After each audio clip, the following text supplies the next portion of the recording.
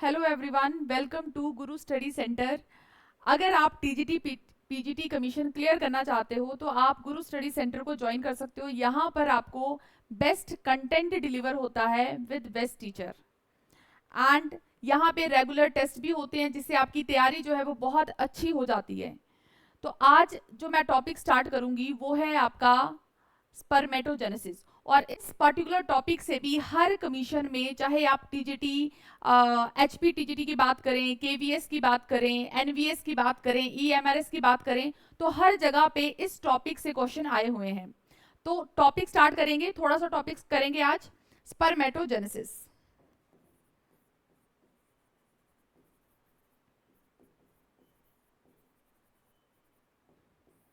Spermatogenesis, spermatogenesis क्या है? Formation of spermatozoa, formation of sperm. Clear?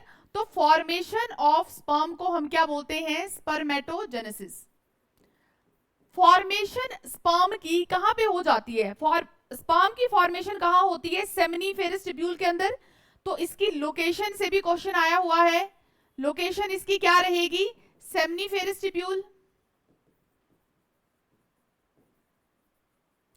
और स्पर्म जो है वो बनना स्टार्ट कब होता है? क्या वो एम्ब्रियोनिक एज में स्टार्ट हो जाता है, चाइल्डहुड में स्टार्ट हो जाता है, एडोलिसेंट में स्टार्ट होता है? तो वो एडोलिसेंट जब स्टार्ट होती है तो स्टार्टिंग वाली एज को हम क्या बोलते हैं? प्यूबर्टी। तो स्पर्मेटोजेनेसिस जो है वो प्यूबर्टी में स्टार्ट होती है। अगर हम इसके स्टार्टिंग पॉइंट की बात करें तो क्या हो जाएगा? प्यूबर्टी। अब एक डिफरेंस जो स्पर्मेटोजेनेसिस और oogenesis में है। oogenesis क्या हुआ? फॉर्मेशन ऑफ ओवा। तो एक मेन डिफरेंस तो ये है कि जो स्पर्मेटोजेनेसिस है वो स्टार्ट होती है प्यूबर्टी में, और जो oogenesis है वो स्टार्ट हो जाती है एम्ब्रियोनिक स्टेज में ही। स्पर्मेटोजेनेसिस, ये जैसे मैंने आपको कहा कि सेमिनिफेरस ट्यूब्यूल इसकी लोकेशन है। अगर आपसे पूछ लिया जाए कि सेमिनिफेरस ट्यूब्यूल कहां पे प्रेजेंट होता है, तो सेमिनिफेरस ट्यूब्यूल जो है वो प्रेजेंट होता है टेस्टिस में। मेल में पेयर ऑफ टेस्टिस प्रेजेंट होते हैं, और टेस्टिस जो है वो फॉर्म होती है एम्ब्रियोनिक स्टेज में, एब्डोमेन में। और एम्ब्रियोनिक स्टेज का जब 7th मंथ होता है, मतलब कि जब जेस्टेशन का 7th मंथ होता है, तो ये टेस्टिस जो है वो डिसेंड हो जाती है स्क्रोटल सैक में। और ऐसा क्यों होता है? क्योंकि टेस्टिस ने क्या करवाना है? स्पर्मेटोजेनेसिस। और स्पर्मेटोजेनेसिस के लिए जो टेम्परेचर है वो हमारी बॉडी टेम्परेचर से कितना कम चाहिए? 2 to 2.5 डिग्री सेल्सियस कम चाहिए टेम्परेचर हमारी बॉडी टेम्परेचर से। तो हमारी बॉडी का टेम्परेचर कितना है? 37 डिग्री सेल्सियस। तो टेस्टिस के अंदर जो स्पर्म की फॉर्मेशन हो रही है उसके लिए टेम्परेचर कितना चाहिए? कितना चाहिए मतलब माइनस कर दो 37 से 2 to 2.5 डिग्री सेल्सियस, तो टेम्परेचर कितना हो जाएगा? 34.5 to 35 डिग्री सेल्सियस, है ना? तो आपसे कैसे भी सवाल पूछा जा सकता है, या तो लेस देन करके पूछा जा सकता है, या फिर कितना। तो कितना चाहिए? तो 37 से इसको माइनस कर दो, टेम्परेचर उतना आ जाएगा। चलिए अब देखिए, हमारे पास यहाँ पे कुछ सेल होते हैं जिनको हम बोलते हैं स्पर्मेटोगोनिया या फिर मेल जर्म सेल। किसके अंदर होगा? सेमिनिफेरस ट्यूब्यूल के अंदर होंगे। क्या प्रेजेंट होंगे? स्पर्मेटोगोनिया। और ये स्पर्मेटोगोनिया क्या करेंगे? स्पर्म की प्रोडक्शन करेंगे। इनका दूसरा नाम है मेल जर्म सेल। ठीक, तो एक फ्लो चार्ट की फॉर्म में करेंगे कि किस तरह से स्पर्म बनता है स्पर्मेटोगोनिया से। अब देखिए, जो स्पर्मेटोगोनिया है, स्पर्मेटोगोनिया वो हमारी बॉडी का नॉर्मल सेल है। आप सबको पता है कि हमारी बॉडी में टोटल नंबर ऑफ क्रोमोसोम कितने होते हैं? कितने होते हैं? 46 क्रोमोसोम। अब 46 क्रोमोसोम हमारी बॉडी के हर सेल में होंगे, चाहे वो सेल हमारे हेड रीजन का है, हैंड का है, फुट का है, टांगों का है ना? कहीं का भी सेल है, हर जगह पे जो सेल है उसकी प्लॉइडी क्या रहती है? 2n। 2n का मतलब है कि डबल सेट ऑफ क्रोमोसोम। अगर हम बात कर रहे हैं 46 क्रोमोसोम की, तो इसका मतलब है 23 क्रोमोसोम हमारे पास है और उनका पेयर प्रेजेंट है ना, 2 इंटू 23। तो इसको हम ऐसे भी लिख सकते हैं 2n। तो यही मैंने लिख दिया यहाँ पे कि हमारी बॉडी के सभी सेल क्या है, डिप्लॉइड सेल हैं। तो ये स्पर्मेटोगोनिया क्या हो गया हमारा, डिप्लॉइड सेल, कि नॉर्मल बॉडी का ही सेल है। क्लियर है। अब प्यूबर्टी में ये बहुत सारी पहले माइटोसिस करने लगता है। क्या करने लगता है, ये बहुत सारी माइटोसिस करने लगता है, बहुत सारी।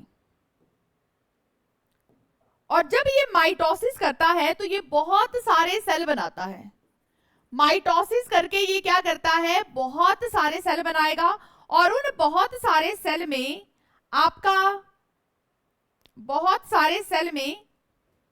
आपका प्राइमरी स्पर्मेटोसाइट भी बन जाएगा।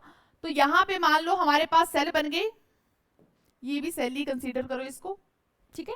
बहुत सारे बनेंगे, अभी तो मैं 2 बना रही हूँ रिप्रेजेंटेशन के लिए, लेकिन बहुत सारे सेल बनेंगे, क्योंकि एक सेल डिवाइड करेगा 2 बनाएगा, 2 डिवाइड करेगा 4 बनाएगा, 4 डिवाइड करेगा 8 बनाएगा, 8 डिवाइड करेगा 16 बनाएगा, ऐसे डिवीजन चलती रहेगी। तो ये जो हमारे पास सेल बने, वैसे तो हम इनको स्पर्मेटोगोनिया भी बोल सकते हैं, क्योंकि ये स्पर्मेटोगोनिया से ही बने हैं। लेकिन स्पर्मेटोगोनिया से जो सेल बने, उनमें से कुछ सेल जो हैं वो क्या कहलाते हैं, प्राइमरी स्पर्मेटोसाइट। अब क्यों ऐसा हुआ कि उनको हमने प्राइमरी स्पर्मेटोसाइट बोल दिया, बाकियों को भी तो बोल सकते थे, सबको भी तो बोल सकते थे। तो क्या हुआ ऐसा कि सिर्फ उन्हीं को बोला। तो देखो क्या होता है ना, हमारे पास मान लो कि आप सब तैयारी कर रहे हो, है ना, कमीशन की तैयारी कर रहे हो। आप देखोगे कि आपके फ्रेंड का सर्कल रहा होगा किसी टाइम पे, स्कूल टाइम में, कॉलेज टाइम में। तो अब सब आप एलिजिबल हो कमीशन देने के लिए, सबका टैट भी क्लियर है, सब कमीशन देने के लिए एलिजिबल हैं, लेकिन सबके सब तैयारी नहीं कर पाएंगे। ऐसा ही होता है ना, सबके पास कैपेबिलिटी नहीं होती कि सब तैयारी करने लग जाएं। कुछ जो है कहीं ना कहीं कि नहीं, आज तो मुझे घर का काम है, आज तो मैं ससुराल में मेरे मेहमान आए हैं, मेरा बच्चा है, या फिर जो अनमैरिड है उनके भी बड़े सारे काम हैं, ठीक है। तो कुल मिला के हर कोई तैयारी नहीं कर पाएगा। तो कोई पर्टिकुलर होगा जो सोचेगा कि नहीं, मुझे तो इस बार कमीशन क्लियर करना ही है, तो जो अलग सोचेगा वो कमीशन क्लियर करेगा, ठीक है। तो वही बात यहां पे है कि ये जो सेल बने, बहुत सारे सेल बने, लेकिन कुछ सेल जिन्होंने आगे अलग डिवीजन करनी है, सब क्या कर रहे थे, माइटोसिस कर रहे थे। लेकिन अब किसी ने अलग डिवीजन करनी है, किसी ने क्या करना है, अलग डिवीजन कौन सी होती है, मियोसिस। तो किसी ने मतलब मियोसिस करनी है, उसको हमने क्या नाम दे दिया, प्राइमरी स्पर्मेटोसाइट। क्लियर हुई चीज कि प्राइमरी स्पर्मेटोसाइट जो है वो सारे नहीं होंगे, मतलब स्पर्मेटोगोनिया से जितने भी सेल बने सारे प्राइमरी स्पर्मेटोसाइट नहीं है, सिर्फ वही है जो आगे चल के मियोसिस करने वाला है। क्लियर होगी बात। अगर हम पूछें कि प्राइमरी स्पर्मेटोसाइट की प्लॉइडी क्या है, क्या ये हैप्लॉइड है, डिप्लॉइड है, तो ऑब्वियसली अभी तक माइटोसिस हुई है, तो क्या रहेगा, ये डिप्लॉइड ही रहेगा। क्लियर।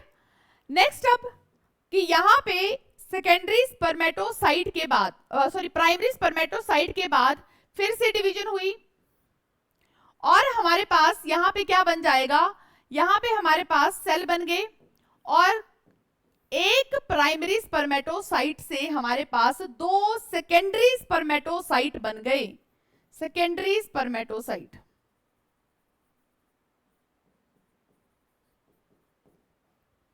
अब ये जो डिवीजन हुई, जब प्राइमरी स्पर्मेटोसाइट से सेकेंडरी स्पर्मेटोसाइट बना, तो प्राइमरी ने क्या किया, मियोसिस की, प्राइमरी स्पर्मेटोसाइट ने क्या किया, मियोसिस की, और ये मियोसिस कौन सी थी, 1। मियोसिस जो डिवीजन है ना, वो खुद में ही 2 हैं, मियोसिस 1 है, फिर मियोसिस 2 है। और जब हम मियोसिस का लास्ट प्रोडक्ट देखते हैं, तो एक सेल से हमारे पास टोटल 4 सेल बन जाते हैं। क्लियर। अगर हम माइटोसिस की बात करें तो एक डिवीजन के बाद हमारे पास 2 ही सेल आते हैं, मियोसिस में हमारे पास एक सेल से 4 सेल बन जाते हैं। तो यहां पे अभी मियोसिस 1 कंप्लीट हुई है, और मियोसिस 1 को हम बोलते हैं रिडक्शनल डिवीजन।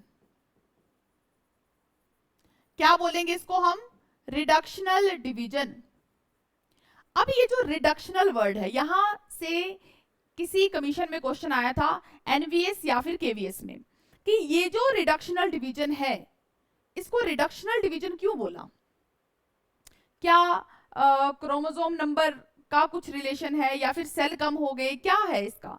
तो रिडक्शनल डिवीजन में जो क्रोमोसोम नंबर है, क्रोमोसोम का नंबर है वो हाफ हो जाता है, reduce to half. Clear? Chromosome का जो नंबर है वो हाफ हो जाता है, तो उसको हम रिडक्शनल डिवीजन बोलते हैं कि यहाँ पे टोटल हमारे पास 46 क्रोमोसोम थे और अब ये क्रोमोसोम हाफ हो गए, तो कितने हो गए? 23 हो गए। तो सेकेंडरी स्पर्मेटोसाइट में हमारे पास 23 क्रोमोसोम, मतलब कि ये क्या हो गया, हमारे पास हैप्लॉइड कंडीशन आ गई। तो ये क्या हो गया हमारे पास? हैप्लॉइड। चलिए अब बात करते हैं मियोसिस 2 की, जो कि सेकेंडरी स्पर्मेटोसाइट करेगा। एक ही साइड की बता रही हूं मैं आपको। मियोसिस 2 की बात करेंगे, अभी तो मियोसिस 1 ही हुई, यहां पे क्या होगी हमारी मियोसिस 2। और मियोसिस 2 जो है वहां पे कोई भी क्रोमोसोम का नंबर रिड्यूस नहीं होता, क्योंकि 23 से कुछ कम नहीं हो सकता अब, अदरवाइज तो बहुत ही रिड्यूस हो जाएगा, नहीं हो सकता रिड्यूस। आपका डिप्लॉइड से हैप्लॉइड हो सकता है। तो मियोसिस 2 में क्या होगा फिर? जो डबल थ्रेड लगे होते हैं ना ऐसे, वो सिंगल सिंगल में कन्वर्ट हो जाएंगे यहाँ पे। ठीक है, जैसे मान लो कि हमारे पास एक ऐसे क्रोमोसोम है, ठीक है, तो यहाँ पे ये है हमारे पास, कौन सी कंडीशन है हमारे पास? सेकेंडरी स्पर्मेटोसाइट के पास ऐसे हैं, तो यहाँ पे सिंगल चला गया, इधर सिंगल चला गया। मैं क्रोमोसोम की बात कर रही हूँ, डीएनए के स्ट्रक्चर की बात नहीं कर रही हूँ। ठीक है, क्रोमोसोम में ऐसा हुआ कि एक सिंगल चला गया एक सेल के पास, दूसरा सिंगल चला गया दूसरे सेल के पास। तो यहां पे हमारे पास बने, यहां पे हमारे पास बने 2 सेल, यहां से 2 सेल, इधर से 2 सेल, टोटल कितने हो गए हमारे पास? 4 सेल हो गए। और इन चारों को हमने क्या बोला? स्पर्मेटिड। स्पर्मेटिड क्या बोले इन चारों को हमने? स्पर्मेटिड। स्पर्मेटोजोआ तो अभी बोला ही नहीं। ठीक है, तो स्पर्मेटिड क्या है? Non motile sperm. जहां पे भी लास्ट में टिड लगा हो उसका मतलब होता है नॉन मोटाइल। तो ये स्पर्म तो बन गया है, लेकिन अभी कैसा है? नॉन मोटाइल स्पर्म है। अभी ये स्पर्म कैसा है? Non motile. इतना क्लियर हुआ? क्लियर?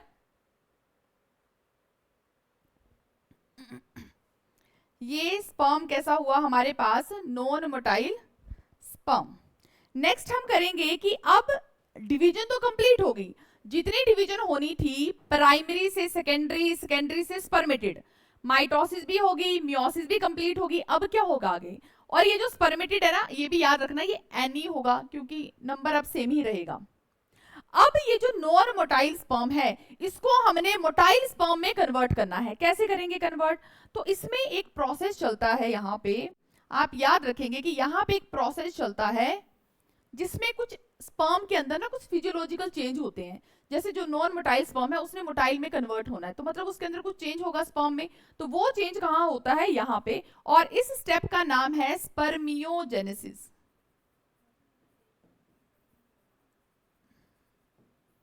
यहां से भी क्वेश्चन आता है आपको, स्पर्मियोजेनेसिस। स्पर्मियोजेनेसिस क्या है? कि नॉन मोटाइल स्पर्म का मोटाइल स्पर्म में कन्वर्ट हो जाना।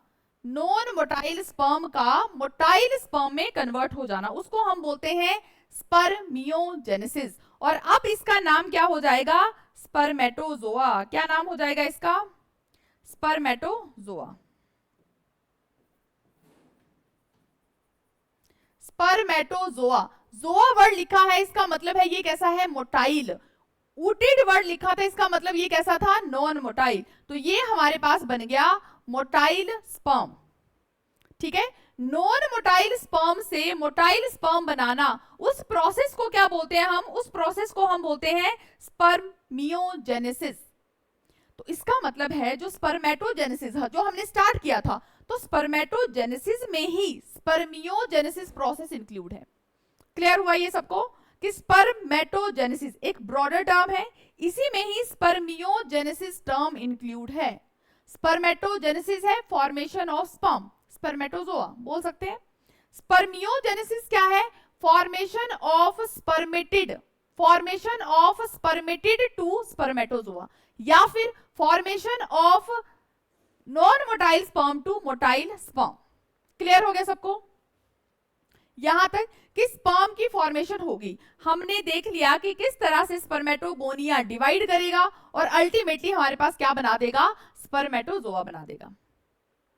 अब क्वेश्चन आते हैं, जैसे यहां से आपको क्वेश्चन पूछा जाता है कि सबसे पहले तो क्वेश्चन पूछा जाता है कि मियोसिस किस वाले सेल में होती है, मियोसिस किस वाले सेल में होती है, स्टार्ट होती है। आपको ऑप्शन दे दिए जाते हैं spermatogonia, primary spermatocyte, secondary spermatocyte या फिर मेल जर्म सेल। तो आंसर क्या होगा, प्राइमरी स्पर्मेटोसाइट, क्योंकि यहां से स्टार्ट हुई, ये तो माइटोसिस कर रहा था, तो ये मियोसिस मतलब बाद में कर रहा है, ये तो इससे जो सेल बने वो कुछ मियोसिस करने लगे, और जो कुछ मियोसिस करने लगे उनका नाम तो हमने चेंज कर दिया था यहाँ पे। क्लियर? तो एक तो ये क्वेश्चन आ गया। दूसरा आपको नंबर से क्वेश्चन आता है बड़ा कॉमन, कि अगर हमारे पास मान लो total number of primary spermatocyte है 100, ठीक है, हमारे पास total number of primary spermatocyte है 100, तो टोटल नंबर ऑफ स्पर्मेटोजोआ कितने बनेंगे? ये क्वेश्चन आता है बहुत ही कॉमन। आप देखो कैसे सॉल्व करना है। एक है अगर हमारे पास, तो इस डिवीजन को देखो, लास्ट में कितने बने, 4 बने, 4 बने लास्ट में। अगर वहीं पे हमने 100 कर दिया तो यहाँ पे कितने हो जाएंगे, 400। सिंपल कि 100 से हमारे पास टोटल 400 स्पर्मेटोजोआ बनेंगे। वहीं पे क्वेश्चन चेंज हो गया। मान लो आपसे बोला जाए कि अगर हमारे पास 200 सेकेंडरी स्पर्मेटोसाइट हैं, ठीक है, हमारे पास सेकेंडरी स्पर्मेटोसाइट का नंबर बोला है कि ये है 200, टोटल नंबर ऑफ स्पर्मेटिड कितने बनेंगे? सोचिए फटाफट से, टोटल नंबर ऑफ स्पर्मेटिड कितने बनेंगे? सोच लिया? तो इसका आंसर देखो, सेकेंडरी से हमारे पास 2 ही बने हैं, एक सेकेंडरी से 2 ही बने, ये तो अलग है ना, ये तो दूसरा वाला है। एक सेकेंडरी से हमारे पास 2 बने स्पर्मेटिड, तो मतलब 200 से कितने बन जाएंगे, 200 से कितने, डबल कर दो उसको, कितने बन जाएंगे, 400। ठीक, एक तो सिंपल क्वेश्चन ऐसे आ जाता है, फिर क्वेश्चन उल्टा भी आ जाता है। कैसे क्वेश्चन पूछा जाएगा आपसे कि अगर हमने टोटल नंबर ऑफ स्पर्मेटोजोआ 1000 बनाने हैं, है ना, टोटल नंबर ऑफ स्पर्मेटोजोआ कितने बनाने हैं, 1000, तो total number of primary spermatocyte कितने चाहिए? बताइए फटाफट से, सोचिए। समझ में आया क्वेश्चन कि अगर हमारे पास टोटल 1000 स्पर्मेटोजोआ हैं, या फिर आपसे पूछा जाए कि हमने टोटल 1000 स्पर्मेटोजोआ बनाने हैं, total number of primary spermatocyte कितने चाहिए? तो वापस कर दो इसको रिड्यूस, मतलब सिंपल सॉल्व करने का तरीका है 1000 डिवाइडेड बाय 4, 1 से 4 बनते हैं तो डिवाइडेड बाय 4 करेंगे, आंसर क्या आ जाएगा आपका, 250। ठीक, वहीं पे अगर सेकेंडरी स्पर्मेटोसाइट पूछे कि कितने बनेंगे तो 2 से डिवाइड करो। तो ये एक सिंपल सा टॉपिक है आपका स्पर्मेटोजेनेसिस से, जहां जहां से क्वेश्चन बनते हैं वो मैंने आपको बता दिया। इसके अलावा एक छोटा सा टॉपिक इसी में ही, इसी के साथ में उसको डिस्कस करेंगे, स्पर्मिएशन। स्पर्मिएशन, स्पर्मिएशन क्या है? स्पर्मेशन है release of sperm from seminiferous tubule, release of sperm. अब स्पर्म बन गया तो वो रिलीज भी तो होगा, बाहर भी तो जाएगा, तो release of sperm from seminiferous tubule is called as spermiation. तो टोटल यहां पे आपने 3 टर्म याद रखनी है। कौन कौन सी टर्म याद रखनी है? पहला तो स्पर्मेटोजेनेसिस, पहला तो आपका आ जाएगा स्पर्मेटोजेनेसिस, सेकंड टर्म आ जाएगी आपकी spermiogenesis, spermiogenesis, and third term आपकी आ जाएगी स्पर्मिएशन। थर्ड टर्म आपकी आ जाएगी स्पर्मिएशन। ठीक है, अब क्लियर है सभी को सारी टर्म? स्पर्मेटोजेनेसिस है फॉर्मेशन ऑफ स्पर्मेटोजोआ या फिर स्पर्म, स्पर्मियोजेनेसिस है formation of non motile sperm to motile sperm, या फिर formation of spermatid to spermatozoa is spermiogenesis. Last है आपका स्पर्मिएशन। स्पर्मिएशन क्या है? Release of sperm from seminiferous tubule. कभी कभी ऐसे भी लिखा जाता है release of sperm from Sertoli cell into the seminiferous tubule. तो दोनों केस में उसको हम स्पर्मिएशन ही कंसीडर करेंगे। तो ये 3 टर्म है इस टॉपिक से जो कंफ्यूजन क्रिएट करती हैं और सबसे ज्यादा जहां से क्वेश्चन बनते हैं। क्लियर होगी? तो आज के लिए यही टॉपिक काफी है। Thank you.